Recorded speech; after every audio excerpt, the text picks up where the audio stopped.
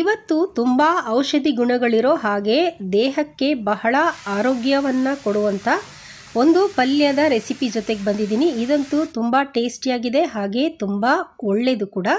ನಮಸ್ತೆ, ಶುಶಿ ಅಡಿಗೆ ಚಾನಲ್ಗೆ ನಿಮ್ಮೆಲ್ಲರಿಗೂ ಸ್ವಾಗತ.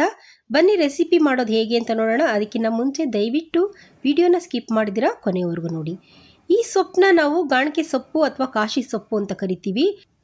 ಈ ಸೊಪ್ಪಲ್ಲಿ ಎಷ್ಟೊಂದು ಔಷಧಿ ಗುಣಗಳಿದೆ ಅಂತಂದರೆ, ಇದನ್ನು ತಿಂದರೆ ಶೀತ, ನೆಗಡಿ, ಕೆಮ್ಮು, ಬಾಯಿ ಅಲ್ಸರು, ಹೊಟ್ಟೆಯಲ್ಲಿ ಏನಾದ್ರು ಪ್ರಾಬ್ಲಮ್ ಇದ್ದರೆ ಅದನ್ನು ಕೂಡ ಸಾಲ್ವ್ ಆಗುತ್ತೆ. ಈ ಕಾಶಿ ಹಣ್ಣು ಅಂತ ಸಿಗುತ್ತೆ ನೋಡಿ, ಇದು ಇನ್ನೂ ಕಾಯಾಗಿದೆ. ಇದು ಹಣ್ಣಾದರೆ ಕಪ್ಪಗಾಗತ್ತೆ. ಈ ಹಣ್ಣನ್ನು ಹಾಗೆ ತಿಂದರೆ ಎಷ್ಟೊಂದು ನ್ಯೂಟ್ರಿಷನ್ಸು, ಮಿನರಲ್ಸು ಸಿಗುತ್ತೆ ಗೊತ್ತಾ. ಹಾಗೆ ಇದರಲ್ಲಿ ತುಂಬ ಫೈಬರ್ ಕಂಟೆಂಟು ಜಾಸ್ತಿ ಇದೆ. ಈ ಸೊಪ್ಪು ಒಂದು 2 ಹಿಡಿಯಷ್ಟು ನಾನು ತಗೊಂಡು ಬಿಡಿಸ್ಕೊಂಡು ನೀರು ಹಾಕ್ಕೊಂಡು ತೊಳ್ಕೊತಾ ಇದ್ದೀನಿ.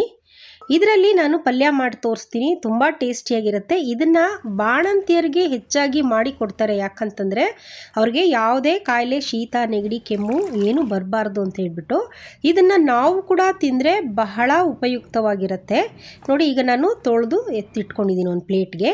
ನೋಡಿ, ಈ ಕಾಯಿ ಕೂಡ ನಾನು ವೇಸ್ಟ್ ಮಾಡಲ್ಲ. ಇದನ್ನು ಕೂಡ ಸೊಪ್ಪು ಜೊತೆಗೆ ಹಾಕಿ ನಾನು ಪಲ್ಯ ಮಾಡ್ತೀನಿ. ಇವಾಗ ಇದನ್ನು ಸಣ್ಣಗೆ ಹೆಚ್ಕೊಳ್ಳೋಣ. 1 ಹಿಡಿಯಷ್ಟು ಸೊಪ್ಪನ್ನ ತಗೊಂಡು ನಾನು ಈ ಥರ ಅರ್ಧಕ್ಕೆ ಕಟ್ ಮಾಡ್ಕೋತೀನಿ.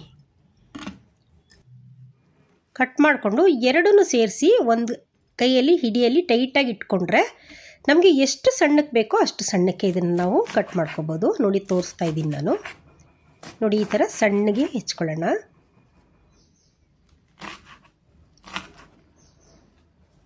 ನೋಡಿ, ಈ ಥರ ಹೆಚ್ಕೊಂಡು ಸಣ್ಣಗೆ ಪಲ್ಯಕ್ಕೆ ಚೆನ್ನಾಗಿರುತ್ತೆ ಈ ಸೊಪ್ಪು. ಇದನ್ನೆಲ್ಲ ಒಂದು ಪ್ಲೇಟ್ಗೆ ಈಗ ಟ್ರಾನ್ಸ್ಫರ್ ಮಾಡ್ಕೊಂಬಿಡೋಣ.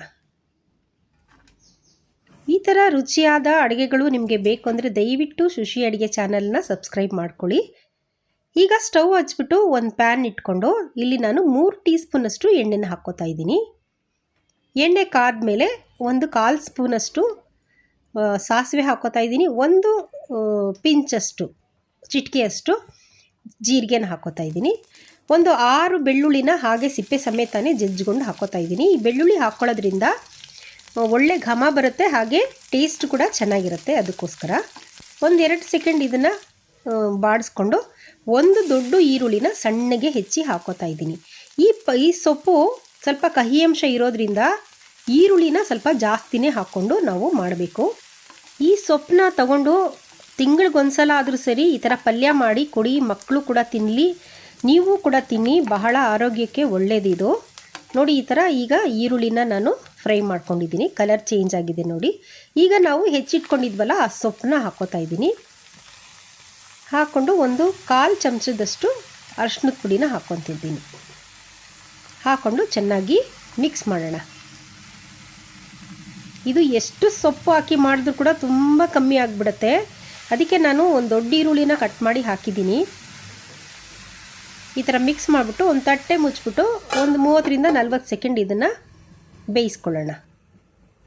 ಒಂದು 40 ಸೆಕೆಂಡ್ ಆಗಿದೆ ನೋಡಿ. ಈಗ ತಟ್ಟೆ ತೆಗಿತೀನಿ. ನಾವು ತಟ್ಟೆ ಮುಚ್ಚೋದ್ರಿಂದ ಆ ಹಬೆಲೇನೆ ಸೊಪ್ಪು ಅರ್ಧ ಭಾಗ ಬೆಂದುಬಿಡುತ್ತೆ. ನೀರೇನು ಹಾಕೋದು ಬೇಡ, ಹಾಗೆ ಫ್ರೈ ಮಾಡಿದ್ರೆ ಸಾಕು. ಈಗ ಇದಕ್ಕೆ ಒಂದು ಅರ್ಧ ಸ್ಪೂನಷ್ಟು ಉಪ್ಪು ಹಾಕೋತಾ ಇದ್ದೀನಿ.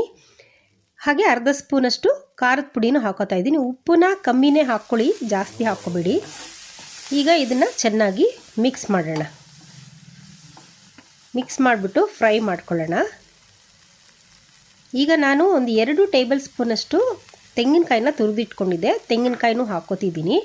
ಈ ತೆಂಗಿನಕಾಯಿ ಹಾಕ್ಕೊಳ್ಳೋದ್ರಿಂದ ತಿನ್ನೋವಾಗ ಒಳ್ಳೆ ಟೇಸ್ಟ್ ಕೊಡುತ್ತೆ ಪಲ್ಯ. ಅದಕ್ಕೋಸ್ಕರ ಮತ್ತು ಕ್ವಾಂಟಿಟಿನೂ ಸ್ವಲ್ಪ ಜಾಸ್ತಿ ಆಗುತ್ತೆ ಅಂತ ಈರುಳ್ಳಿ, ತೆಂಗಿನಕಾಯಿನೆಲ್ಲನೂ ಸ್ವಲ್ಪ ಹೆಚ್ಚಾಗಿ ಹಾಕ್ತೀನಿ ನಾನು.